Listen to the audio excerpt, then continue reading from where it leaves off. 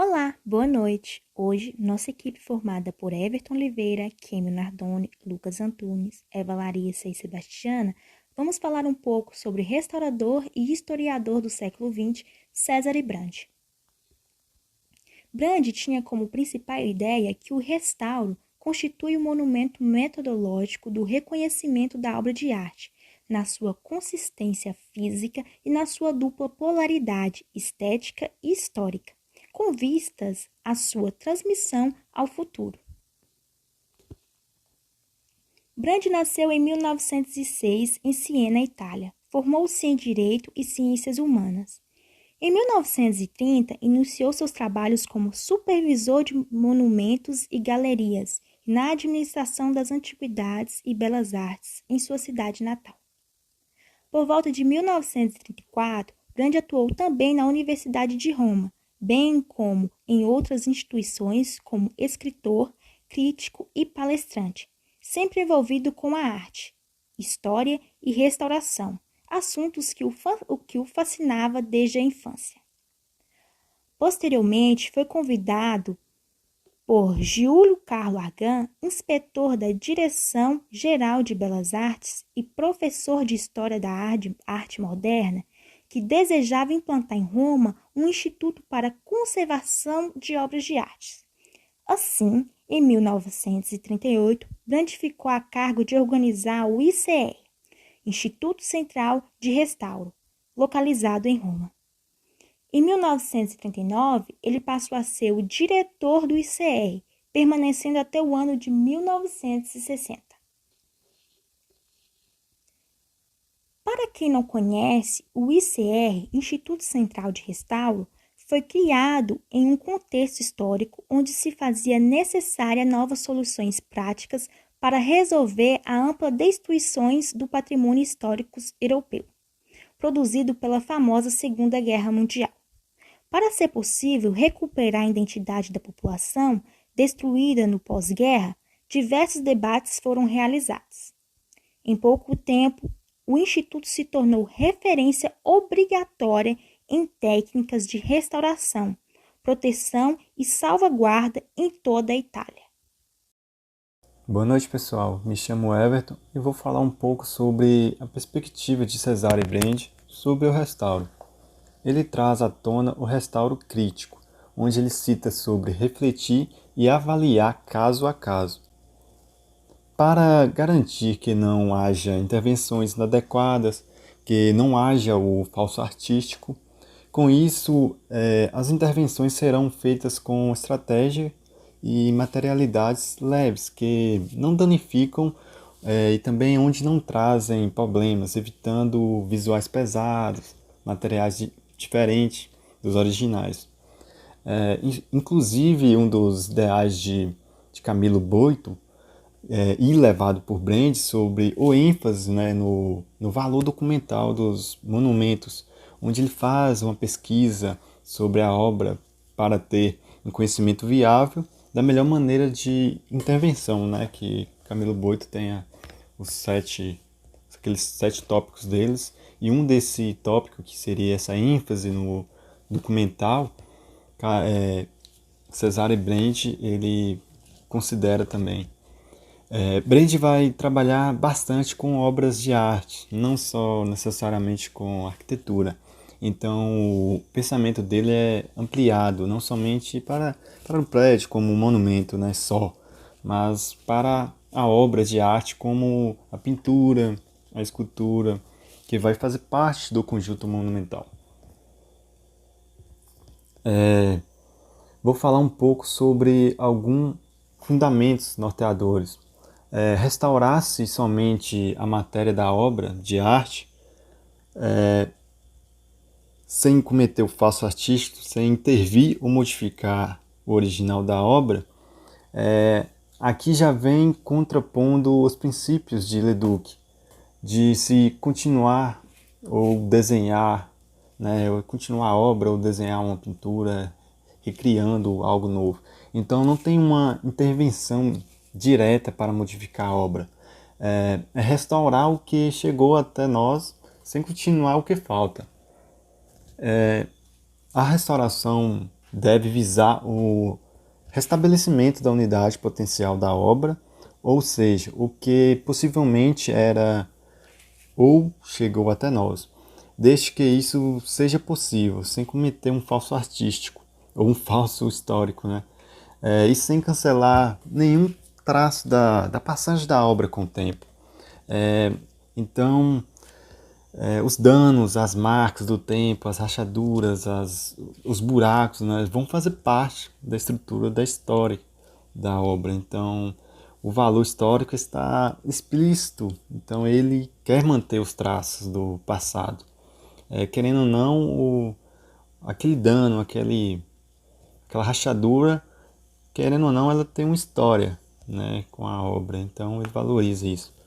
Então, para Brand, a restauração é qualquer intervenção dirigida a desenvolver da eficiência a um produto ou atividade humana. Então, essa eficiência, acessibilidade a uma obra, sendo ela uma capela, uma pintura, uma escultura. Então, ele queria dar uma acessibilidade, né, para a pessoa ir visitar, sendo até mesmo uma ruína, né? Então ele queria dar essa abertura para essas obras, né? Ele restaurar para ter uma admiração dos pessoais, das pessoas com essas obras. No segundo slide vocês se depararam com a seguinte frase: a restauração constitui um momento metodológico do reconhecimento da obra de arte em sua consistência física e em sua dupla polaridade estética e histórica, tendo uma vista sua transmissão para o futuro. Ele valoriza bastante essa estética juntamente com a história, né? Então, ele junta essas duas palavras, esses dois termos que andam junto, né? Então, a estética e a história, para ele, tem que andar junto, né? Nenhuma se passar mais do que a outra. Não, nem a estética se passar mais do que a história, nem a história passar mais do que a estética. Para ele, o objetivo da restauração não deve voltar no seu momento de criação, né? Deverá continuar carregando as marcas do tempo, né? Como eu disse, tendo assim o respeito da temporalidade. Ao restabelecer a unidade potencial de uma obra, não se deve fazê-la ao ponto de destruir sua autenticidade, né? Desculpe aí. Essa imagem aqui podemos ver a teoria de Brand facilmente, onde antes e depois, segundo a teoria dele, ele vai deixar o dano, as rachaduras, né? Esse aspecto de envelhecido que precisa ser mantido. Então, aqui mesmo vocês podem ver que tem uma pintura da escola de Atenas, que fica situada na Capela Sistina. E aqui nós temos a peça, né, a pintura antes de ser restaurada, e aqui logo após ser restaurada. Então eu acho até engraçado.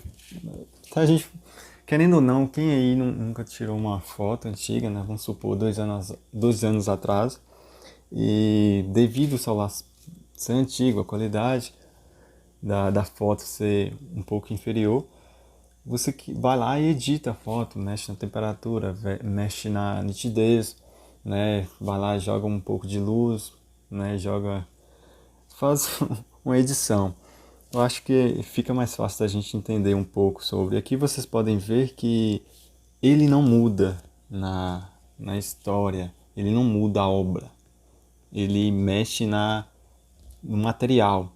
Então a gente pode até fazer uma comparação no nosso cotidiano aqui como futuros arquitetos, que seria a história seria o conceito e o material, né?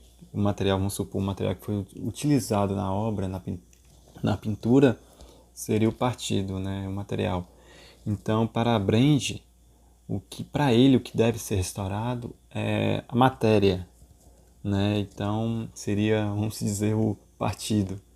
Então ele restaura o material, restaura a pintura, restaura a estrutura e não a história, não o conceito da obra em si. Então ele tem esse cuidado.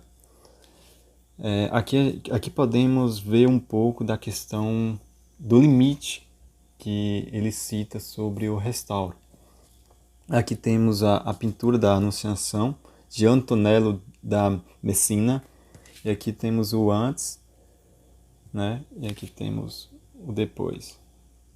Aqui a gente pode, a primeiro momento, a gente pode falar assim, pô, poderia ter restaurado tudo, né? Porque foi só uma parte.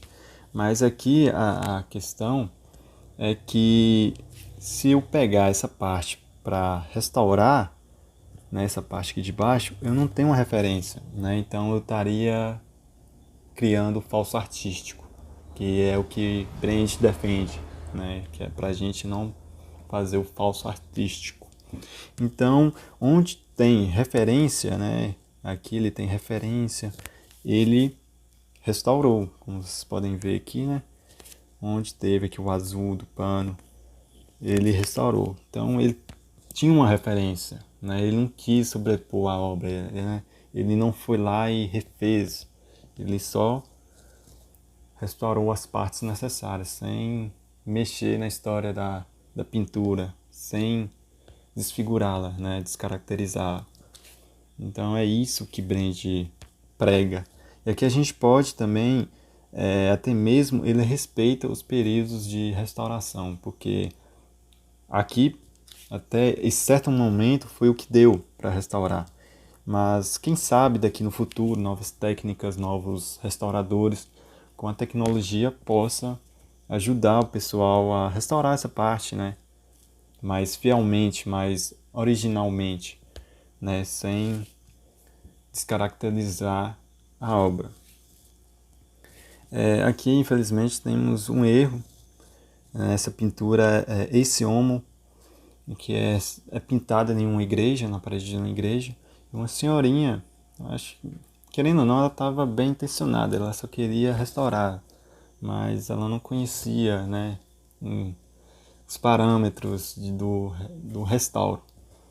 Então ela veio e tentou restaurar até chegar nessa obra aqui. Felizmente, né, descaracterizou totalmente a obra, né, que então aqui já ficou irreversível, né, não tem como voltar atrás. Então é isso que Brandt prega, né, que o restauro até certo momento tem um limite e que a gente tem que tomar cuidado para não passar desse limite. A gente tem que estudar, a gente tem que fazer um estudo crítico para não, né, descaracterizar uma obra que já vem aí superando muito tempo, para chegar depois do restauro ela não ter uma história, né, ter algo concreto do passado. Então é isso que ele prega, para a gente não cometer esses erros, né? Sempre valorizar a obra, mesmo com os seus danos que sofreu ao longo do tempo. Então, muito bem, essa obra aqui poderia, né, ter sido até mesmo restaurado um pouco, né, com as técnicas de Brandt, ou até mesmo deixar como estava, né? Eu acho que perante o estado final que ela ficou, acho que era melhor ter deixado do jeito que estava. Então, para finalizar aqui, eu vou solicitar aqui essa obra, para caso vocês tenham interesse de se aprofundar no tema, na teoria de Brandt. Esse aqui é o livro que serve de base para muito restauro hoje em dia, né? É um grande livro para se utilizar como referência, que seria a Teoria da Restauração de Cesare Brandt. Caso vocês queiram se adentrar um pouco mais sobre esse conceito, sobre esse tema, aconselho vocês a buscar esse livro, esse meio de se aprofundar, né, nessa questão do restauro. Então é isso, pessoal. Muito obrigado. Até mais. E boa noite. Tchau, tchau.